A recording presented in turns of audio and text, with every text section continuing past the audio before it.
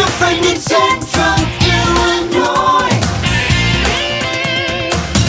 WHOW. Top of the morning. Thanks for being with us. I'm your host today, Seth Lawrence. The WHOW Morning Show streams to Facebook and YouTube, brought to you by Peterson Insurance, your Pekin Insurance agent in Clinton. My guest in this segment of the morning show is Terri Miller Casey, Extension Director for the U of I Extension in Logan, Menard, and Sangamon counties. Happy holidays, Terri. How are you today?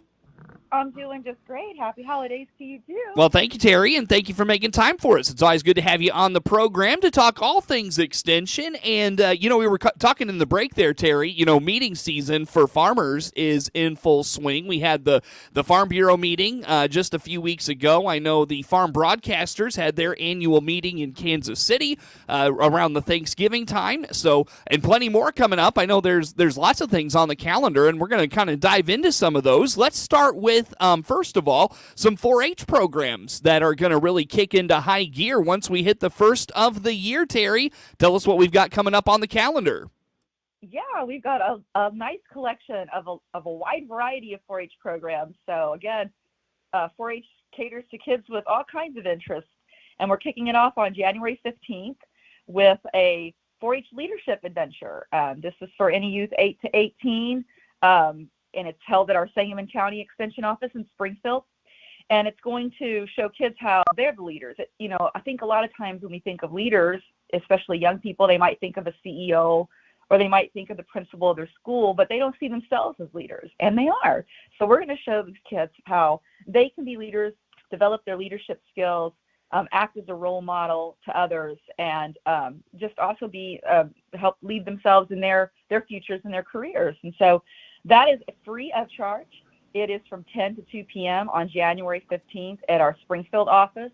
And again, it's open to kids 8 to 18. 4-H members are encouraged, and especially if you're a 4-H, maybe you've been elected to an officer position in your 4-H club, this is a great opportunity to really work on your skills. And it's going to be fun, too. So you think of leadership, it may sound kind of heavy, but I promise you, they're calling it a fun shop, not a workshop. There's going to be some projects. There's going to be a opportunity to interact with speakers. And there's going to be youth-led activities as well. So other kids leading kids. So I encourage people to sign up. These things fill up pretty quick. So if you want to get on our website and go to the 4-H Leadership Adventure, you can sign up online. Easy enough. Very good. And again, the website, Terri, is? Yeah, just go to extension.illinois.edu/LMS. Terri Miller Casey, Extension Director, U of I Extension in Logan, Menard, and Sangamon counties, talking all things programs. And Terri, more 4-H things happening on the other side of the new year. What else is coming up? Well, yeah, on January 27th from 4 to 6 p.m., we're bringing back one of our most popular and unique programs. It's the 4-H Family Cooking Night. And what makes this unique is it's all done on the web. It's a Zoom meeting, and we've done this for several years now. It has been very popular. We've had lots of people sign up. And basically it works like this. On January 27th, 4 o'clock, you're going to log into the Zoom meeting. About a week before, people who registered would have gotten like a shopping list, so they have the ingredients they need. And then a registered dietitian, Erin Zepp, is going to lead families on Zoom by step-by-step instructions on how to cook a whole meal. And the family can do it together.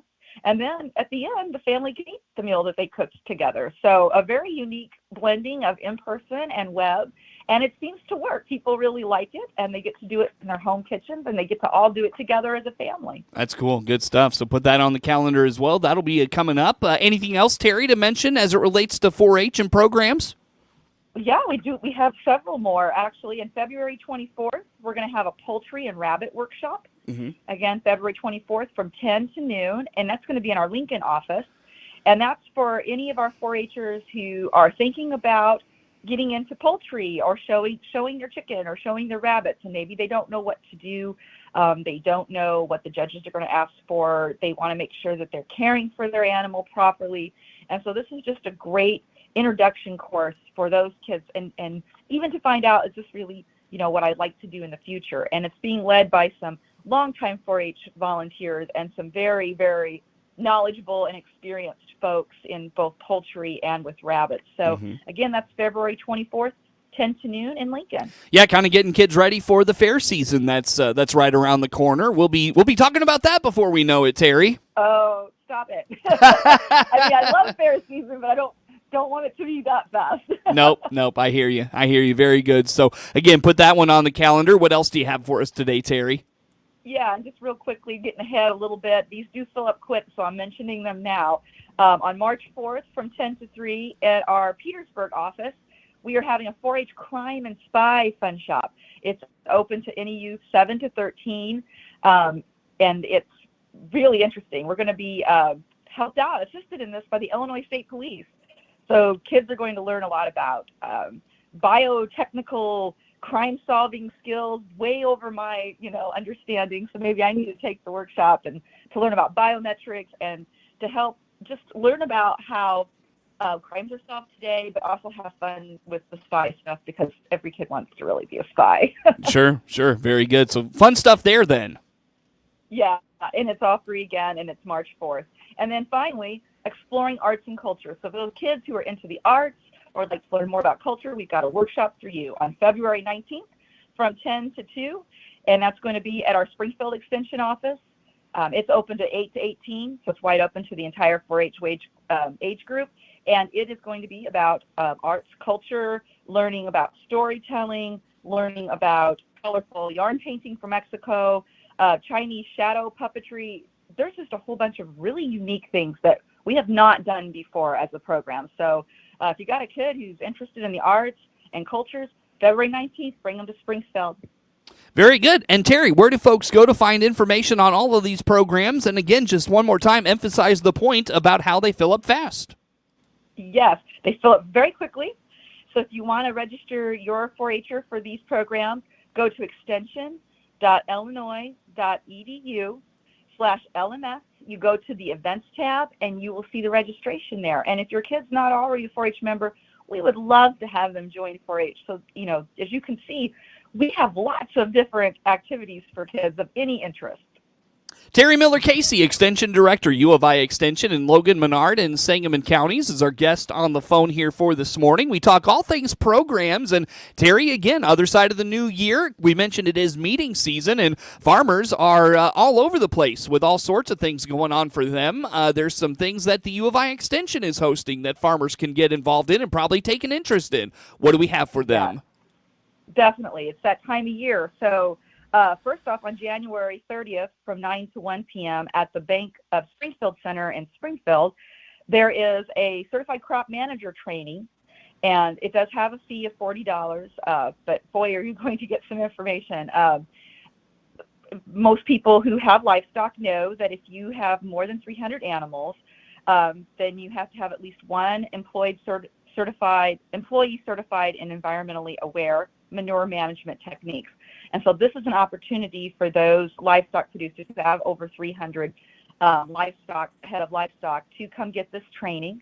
It goes from 9 until 1, and then after the training's over, the Illinois Department of Agriculture will administer their exam right after the training.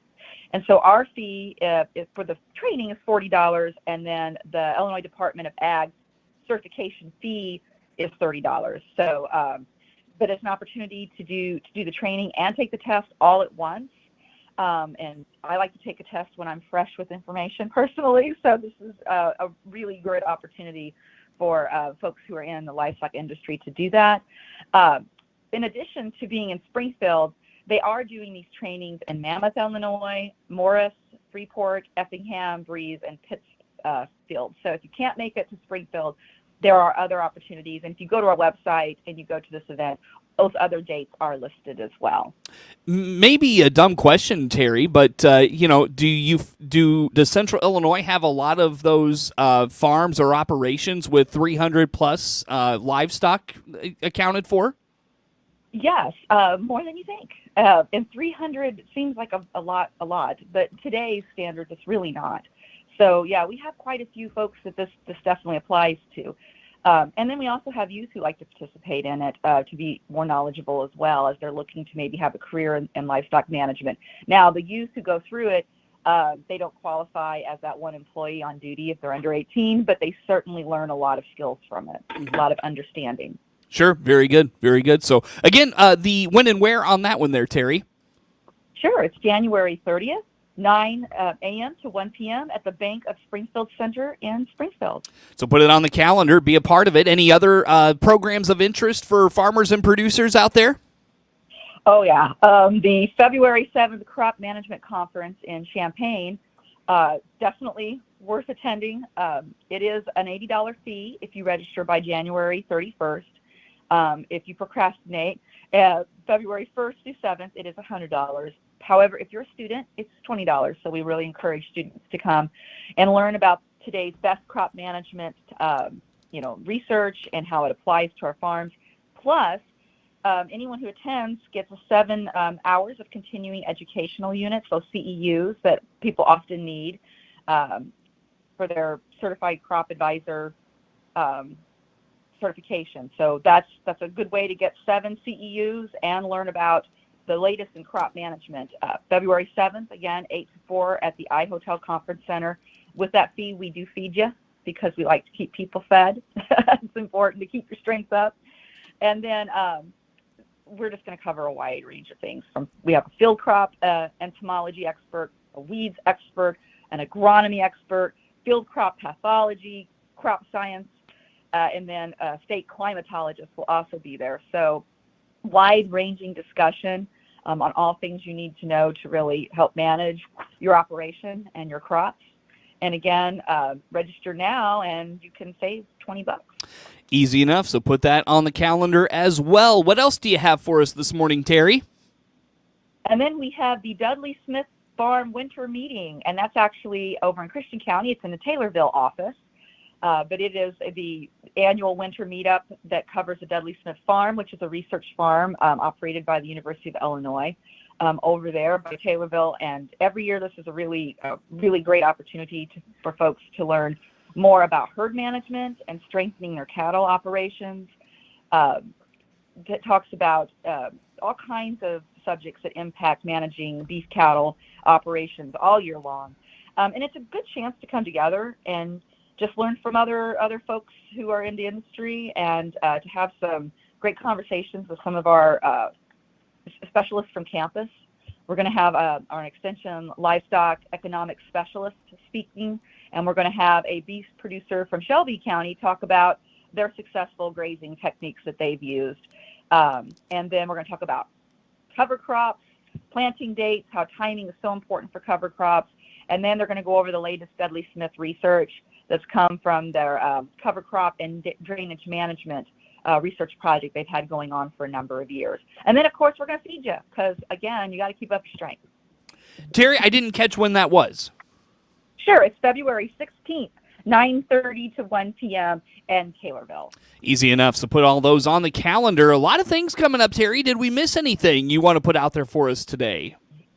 I would just mention that if you wanted to go to the crop management conference and you can't break away to Champaign, it is available actually online. So there is an online component to it, and it's kind of asynchronous so that you can kind of just get in and enjoy those conferences and look at it even, if you can't make that date. And you can register online for that through the same link, and that cost is $50. So if you can't make it in person on February 7th, register for the online one. Easy enough. Very good. And Terri, again, one more time, where do folks go to find all these things we've talked about here today? Well, you can go to our website, extension.illinois.edu/LMS, or you can always call us at our Lincoln office, 217-732-8289. Terri, fantastic. Let's take a break here. Come back with some more. Terri Miller, Casey Extension Director, U of I Extension in Logan, Menard, and Sangamon counties. Our guest on the phone. More to come with Terri on the WHOW Morning Show.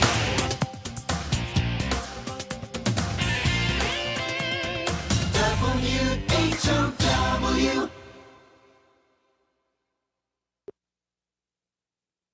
Let's check the markets on the RFD Radio Network. I'm DeLoss Yankee. A lower start today.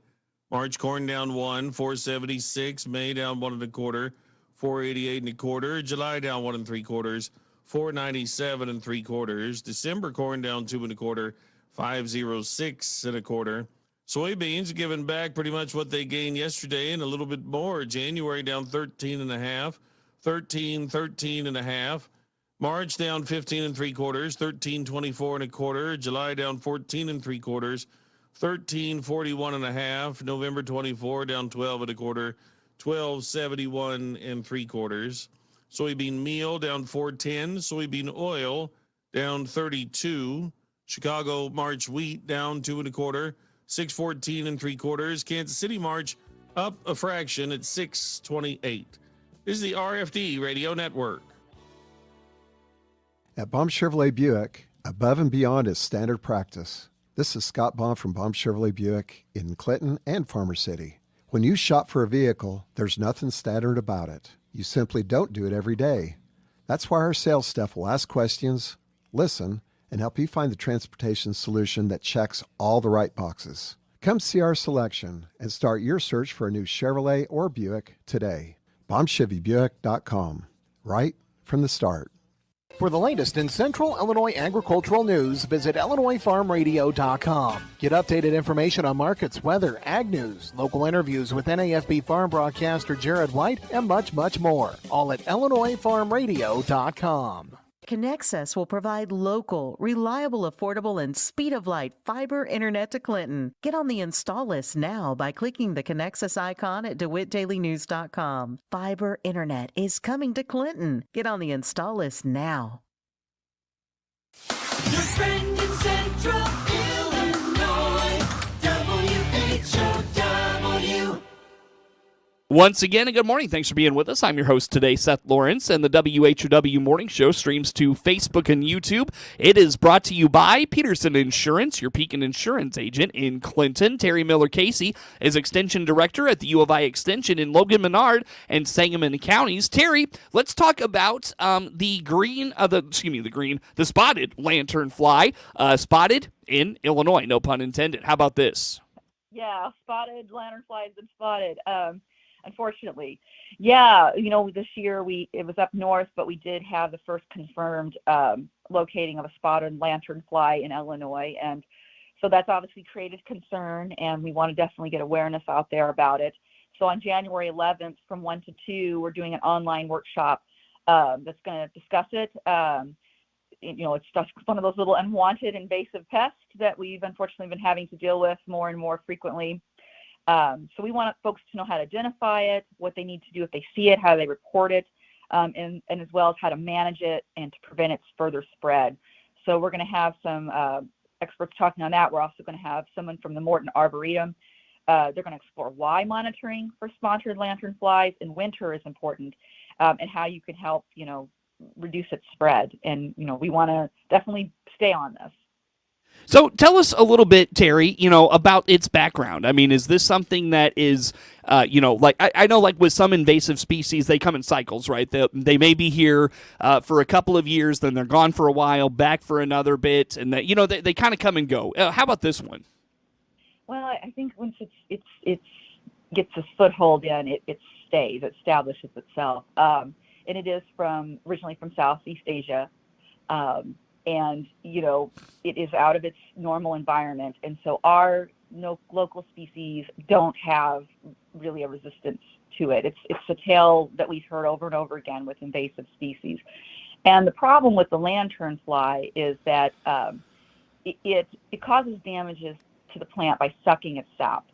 And then when it creates its waste product, that encourages fungal diseases. So it's kind of an attrition. It's sucking its sap, so it's weakening it. It could cause loss of winter hardiness.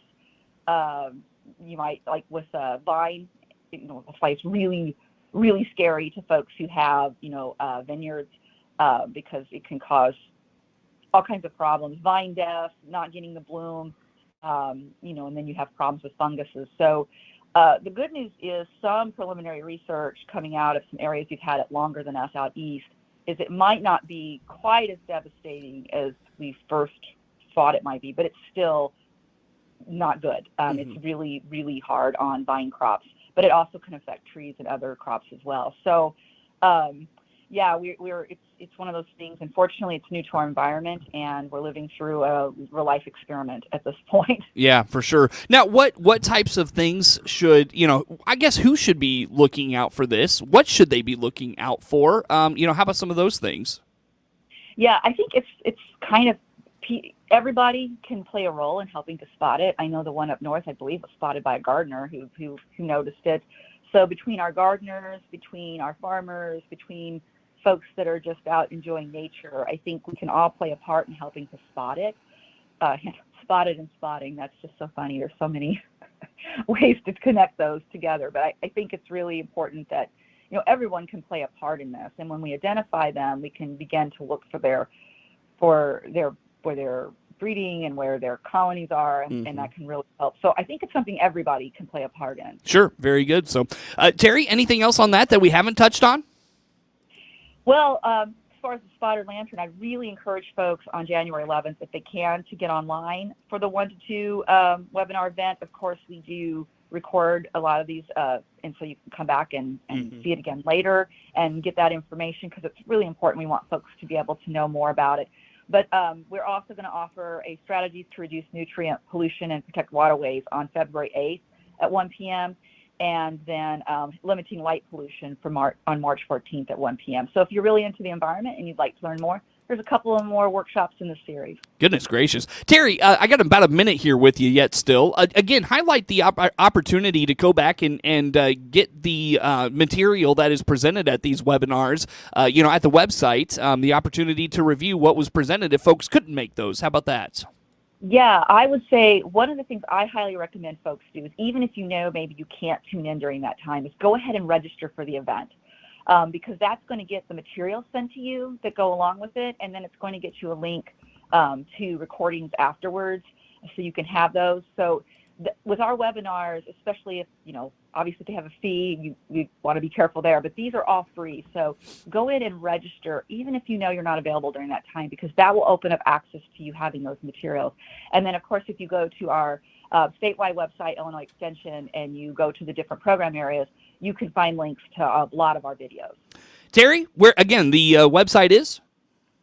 If our statewide is extension.illinois.edu, and if you want to go local, it's extension.illinois.edu LMS. Terri, always good to talk to you. Happy holidays. Happy New Year. We'll talk to you on the other side of the new year. Terri Miller-Casey, Extension Director, U of I Extension. Logan Menard, Sangamon County's our guest. Network News on the way.